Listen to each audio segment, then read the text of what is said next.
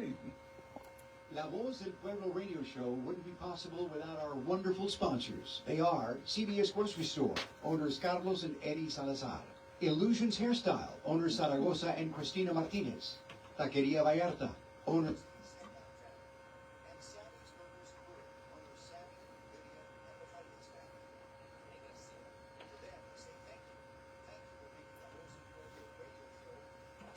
Thank you, thank you, thank you, thank you. And we have a feedback. We have a feedback. Right. Hola, Sandra. How are you, Jimmy? And our good friend David Florez in the house. Welcome to Dali. Sandra? Okay, yes, sir. Okay, dear Lord, thank you for bringing us together today. Bless this time on the air, that our words may uplift, inform, and bring comfort to all who are listening.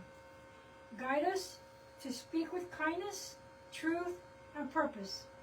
May this program be a light in our community. Amen. Amen. Thank you, thank you. Hola, compadre Jimmy, ¿cómo está? How you doing? Thank you, and welcome to another segment of our show, La Voz del Pueblo, the Community Voice. Hoy tengo el orgullo de presentar a un gran amigo que no los hemos visto en 11 años or so. Bienvenido, David. Thank you, and, gracias. Tell us a little bit about yourself. Well, it's been a long time since I've been in B County, but early 20s, I think, early 2000. And since that time, I've gone on. I'm a consultant still, and traveled pretty much around the North American continent, assisting businesses and organizations with developing their strategic plans, risk management plans, and just business plans altogether, trying to get them to ensure success. I also tour with a good friend of mine, Brigadier General Orlando Salinas.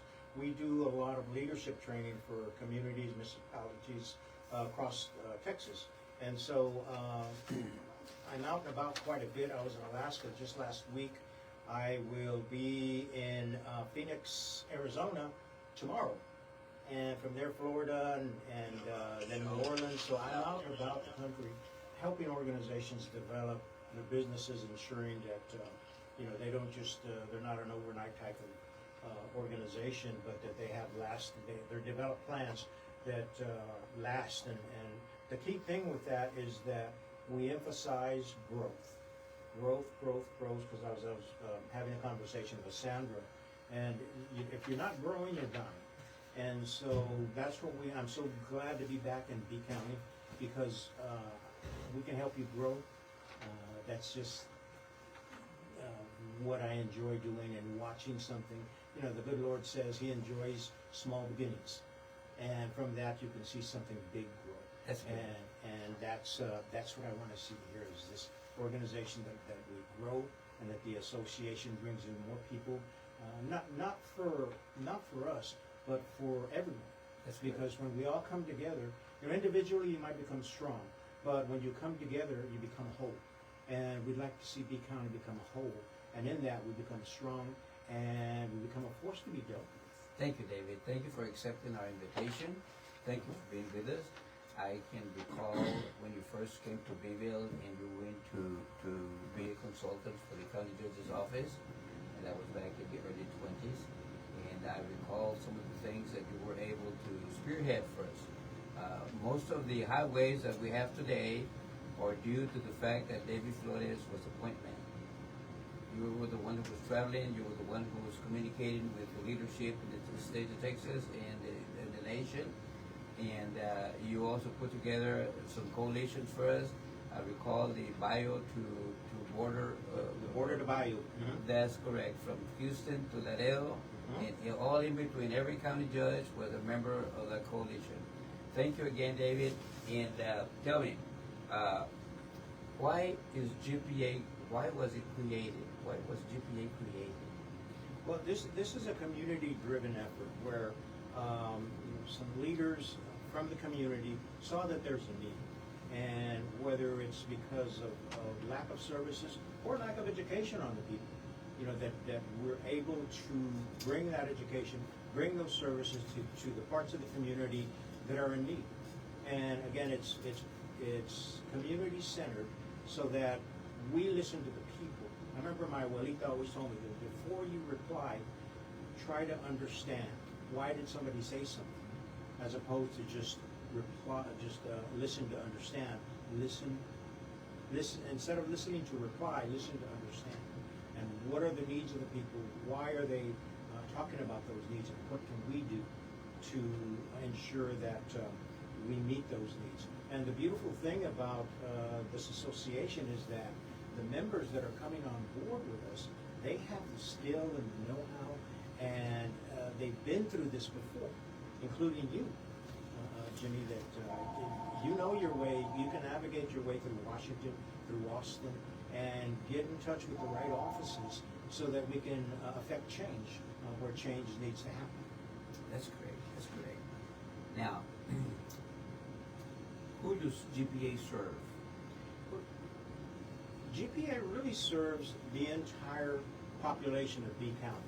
Now, we do have a priority population where there's some underservice going on in certain areas of the county, and we want to make sure that though that population is served first, whether it's through a need that they have or through education. You know, one of the things I do is when I travel, I work a lot with the VA hospitals, and I'm amazed at how veterans are unaware of the services that are available to them, and so they don't get so many of them are homeless because they didn't realize VA would provide them a home. And the same situation can exist here, where our citizens simply are not aware of services that they can access to improve their lives. And then, of course, if there is something that is lacking that we can bring forth for them, then that's also what we want to do. But again, as I mentioned earlier, we serve the whole community, the whole county, because in serving everyone, we become united. GPA, of course, is focused on the west side of town, which is where the most need needs today exist today. And again, thank you for accepting our invitation. David, I find you a very interesting man. I'll tell you what. Thank you. You know, what you were telling us about where you've been, where you're going, and all that. And to me, it's you're a very, very interesting person. But what makes GPA different than the other organizations? Well, what the key thing with the GPA is that, again, we are community-centered, people-centered. We listen to the voice of the people. That's why it's called La Voz. And, you know, when we're developing our strategic plan, we're going to develop it with the consideration and the input of the people and the consideration and the input of stakeholders. Stakeholders being the resources that are available to the people. So, in working with both of them, we'll identify what a need is and then go to a particular state agency, government agency, county agency, and work with them and say, okay, how can we make this work for the people and work for the stakeholder as well. So we'll develop that strategic plan. And then, of course, we need to look at ourselves. What are our strengths? What are our weaknesses? What are the opportunities that are out there? And then what are the threats? Because no matter who you are in life, there's always a threat. And so when we become aware of that, you know, we can develop a plan saying, okay, these are the roads we want to take. This is the path we want to follow. This is the path we want to avoid. And, you know, I hear a lot of, well, these people don't like me. I say, it doesn't matter. In life, you're going to have that. My abuelita used to always tell me, you might be the sweetest peach on the tree, but there's some people who just don't like peaches. Yes, es la verdad. Es la verdad. You know, so you got that right. You know, when we develop our plan, we're going to keep that in mind. But what makes us different is it's community-based, person-centered, and we take that input along with stakeholder input and develop a direction that we want to go in. And how can we get involved in that?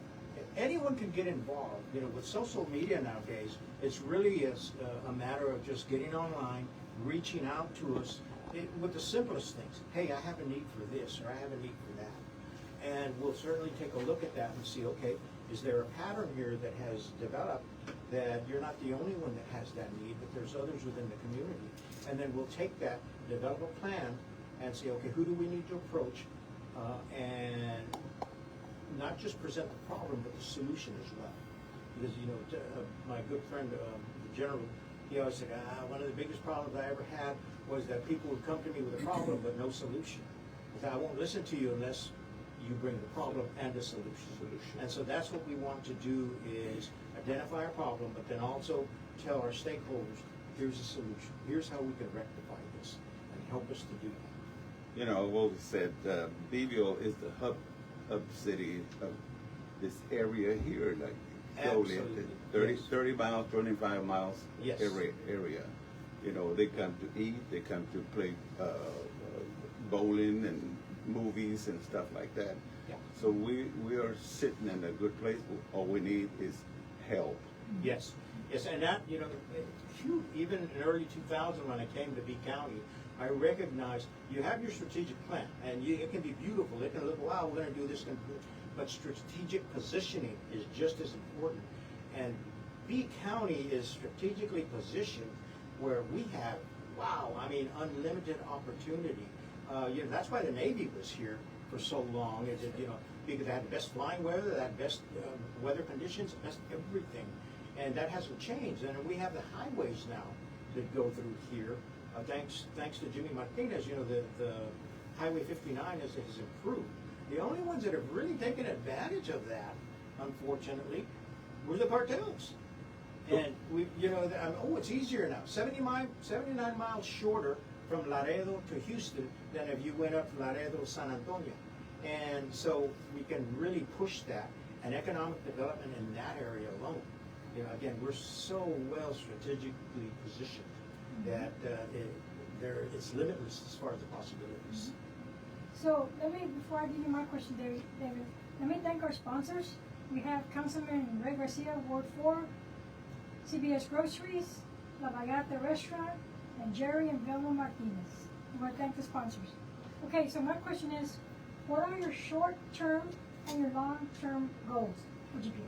Well, short-term goals, of course, is continue to organize and get people on board with us, that people with influence that can really help us. And because the more people we get that have that experience, that have the know-how and the contacts, then the stronger we become. And so get ourselves organized with that. That's a short-term goal, short-term plan. And then once we have that, again, we'll go take input from the whole community, input from stakeholders, and develop a long-term strategic plan, which will be looked at almost every year, because things change from one minute to the next. In my business, I had a strategic plan in 2018 that went up to 2021. And I had a risk management plan that said, okay, in the event I lose this business, that business, I'm going to divert here and do this and do that. I never planned for a 3-year COVID situation. I don't think anybody did. And, that changed the whole world, basically. But we have to continually look at getting input from everybody, from every source, so that things can happen, we can continue to grow. It has to be a living plan. And by that I mean that, for instance, in some of the situations, 10 years ago, vaping was not an issue. Smoking wasn't. Smoking was not allowed in any type of business or buildings. Now it's vaping, and so now we have to adopt the law so that vaping is no longer.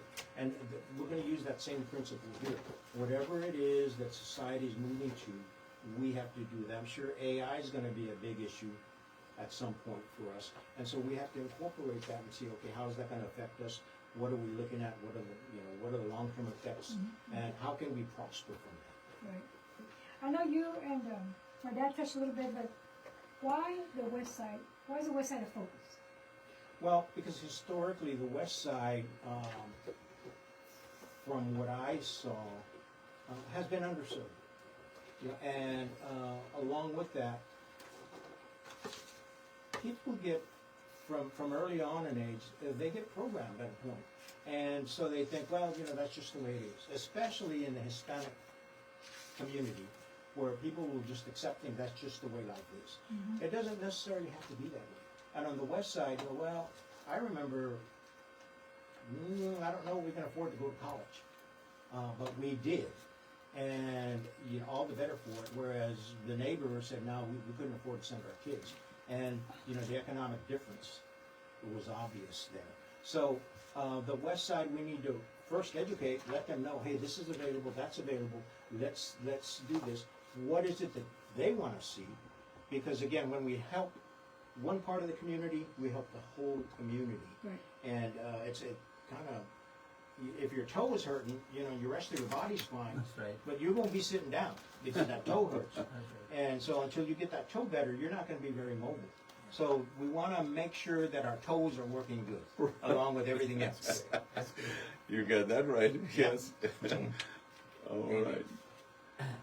How can GPA help families today? Today, GPA, first of all, it's a matter of communication. So let's get in touch with us and let's see what the issues are. And then, of course, through the resources that we're garnishing from new members almost on a weekly basis, see who it is that's most appropriate to address that situation. So, you know, whether it's an issue of income, it's an issue of health, issue, whatever. I'm sure we have someone within our organization that can address that, that has expertise to that, or get us to the right people so that we might be able to assist those families with any type of issues. No matter how insignificant you might think it is, but we do want to help you. We do care about that. Because, again, your little problems can become big problems later. And if it's a problem for one, it's a problem for all. That's great. That's great.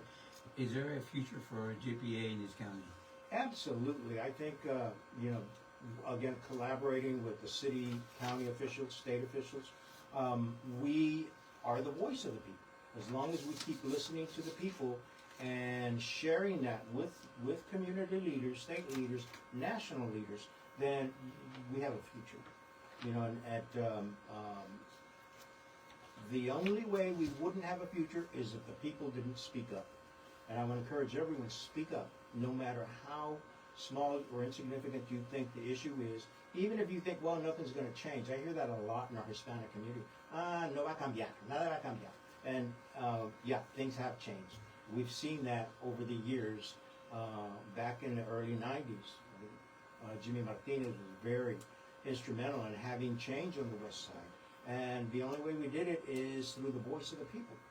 And so, yeah, I encourage you to do that. There's a great movie out called Walkout.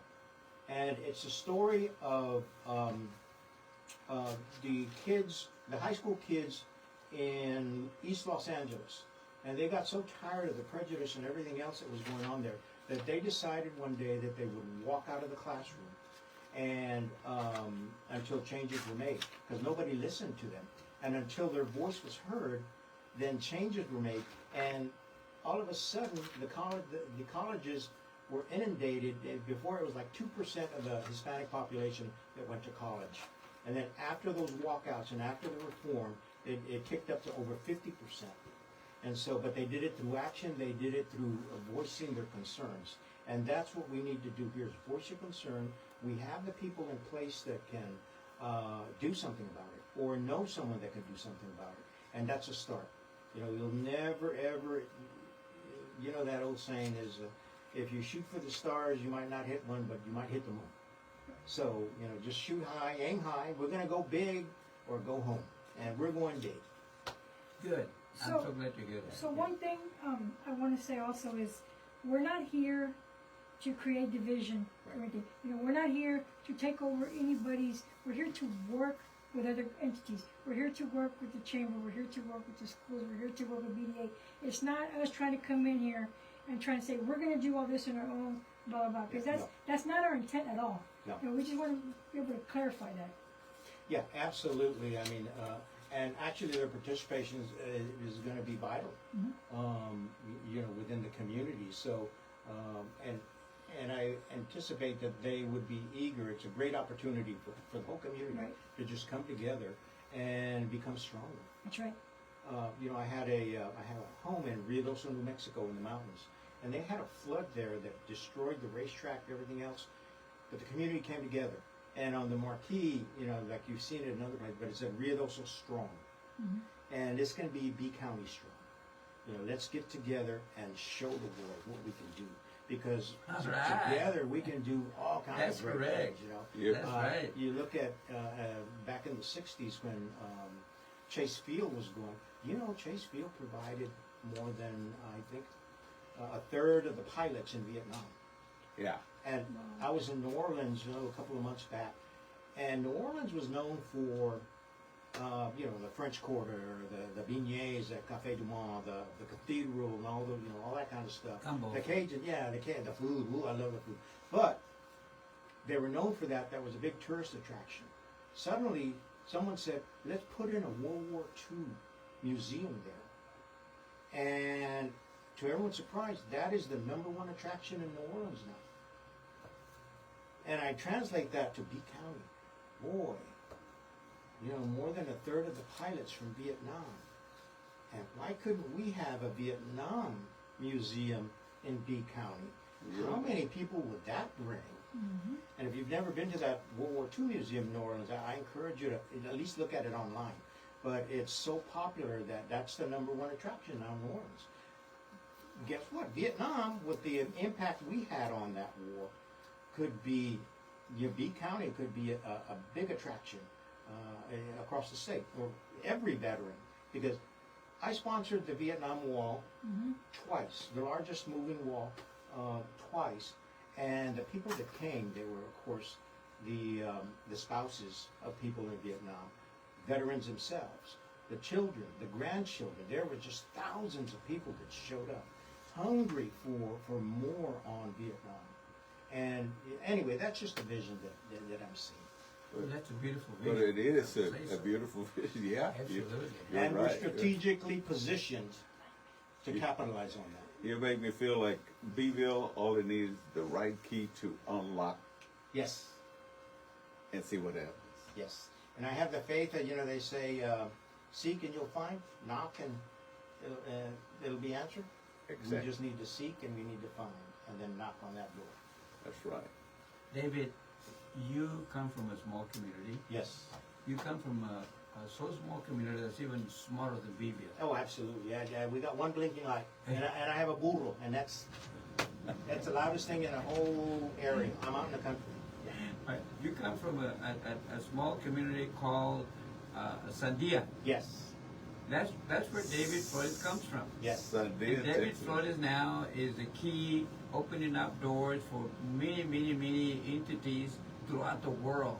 Yes. And Beeville has landed again in Beeville County, Texas. Yes. And you're here to help and support GPA in all that you can do. Absolutely.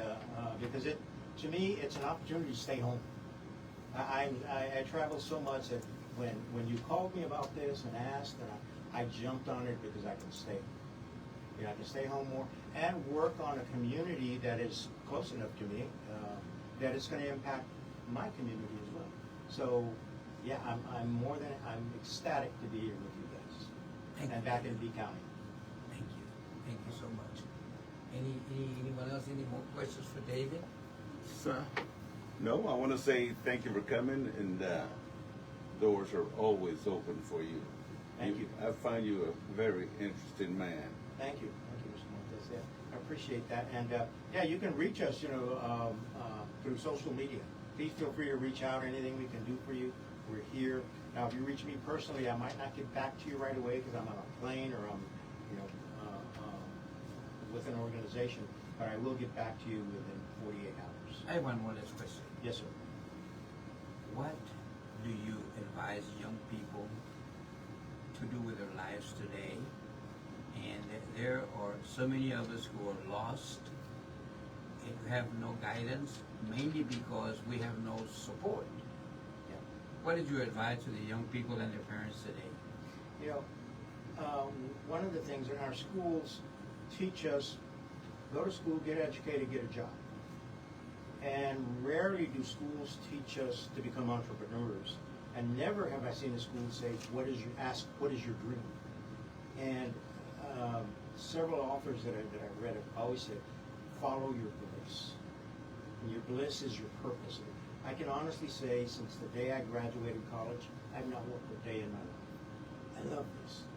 I know I'm in my purpose then. And when you love what you do and it's not work to you, you're in your purpose. So find your purpose. It doesn't matter where you're at. I helped an organization in Houston. A lady had $200 in her pocket, but she said, that's my dream. This is what I want to do. I want to do this. I only have $200. I worked for free for about a year. About 12 years later, that $200 translated into $7 million budget a year because she followed her bliss, her dream. Can we know the name of that lady? Marilyn Jones was her name. Unlimited Visions Aftercare in Houston, Texas was the organization. And as a matter of fact, I think I brought her here one Yes, time. you did. Yes, I remember that. Yes. And so that's what I tell young people. What is it that you really earnestly in your heart want to do? And follow it. You're going to get told no a lot, but that only builds that only helps to build you, make you stronger. You can't, when you're 2 years old, you can't drive a Cadillac. You're going to have to go to school, you're going to have to learn some things, you're going to, how to maneuver that thing. But if that's what you want to do, after studying, after working for it, and after getting it, then you can drive your Cadillac. So, there's work behind it, blood, sweat, and tears. What can you tell the parents? Encourage your children. Find out what it is that they want. A lot of parents always say, you're going to, a good friend of mine, he became a doctor. And his parents sent him to school. They would tell him to Monterrey, to the technological thing. He didn't want to be a doctor. When I was living in Austin, he came to live with me after he finished school. He didn't want to be a doctor. He wanted to play guitar. He was a musician. He took his test. He failed it by 1 point to get his medical license. He never went back. He disappointed his parents, but that was his parents' dream, not his dream. And so don't push your kids into do what you want or what you do. Let them discover what it is that they do and encourage them, back them up, and support them. That's the best that a parent can do for a child right there. Do we have a little more time? David, I'd like to expand on the, what does education mean today for the future? For the teacher? For the future. Oh, for the future. Education, it's a good thing. I'm not knocking education at all, but we could, for a college to start asking them, what's your vision? What do you see? And start expounding on that and helping them, as opposed to, okay, get your degree, get a job, and do this. And I've seen people climb the career ladder and get to the very top, but what good does it do to climb to the top of the ladder only to realize you climbed the wrong ladder and you're not happy? Too many people, you see that, oh, they're rich, they have money, and especially like some of these actors, and then they commit suicide. They commit suicide because they might be rich, but they're not happy. Money doesn't bring us happiness.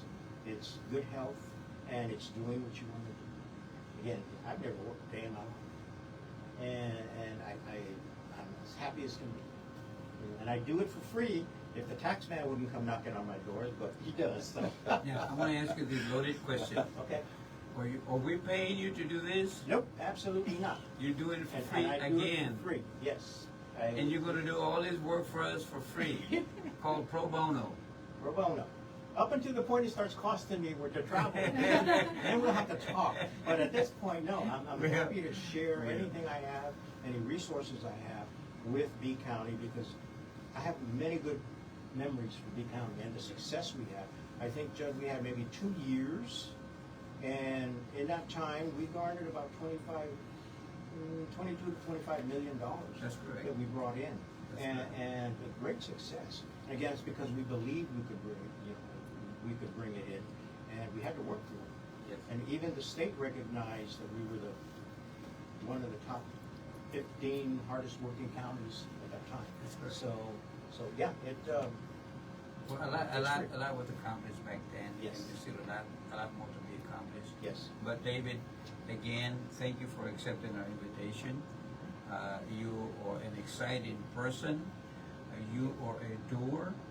You don't stand behind and say what's happening. You literally make it happen. And you, we so much appreciate your taking this pro bono opportunity, as I call it, to be here and to help B County achieve and reach the goals that we know we can reach. Thank you. Unidad es lo que cuenta para todo el pueblo. Amén. ¿Hablas el español, David? Sí, hablo español muy bien. Ándale, bien dicho. Muy bien, de vuelta. Muchísimas Like I gracias said, yeah. a la estación esta, ¿verdad? Y especialmente a las personas que pagan por este programa, Yeah. our sponsors. Bayville City Council, Ray Garcia, Ward 4, and CBS Grocery, Vallarta Restaurant, and Jerry and Velma Martinez and family. And we thank you, and again, I like your shirt. Thank you. We're going to eat ahorita at Vallarta.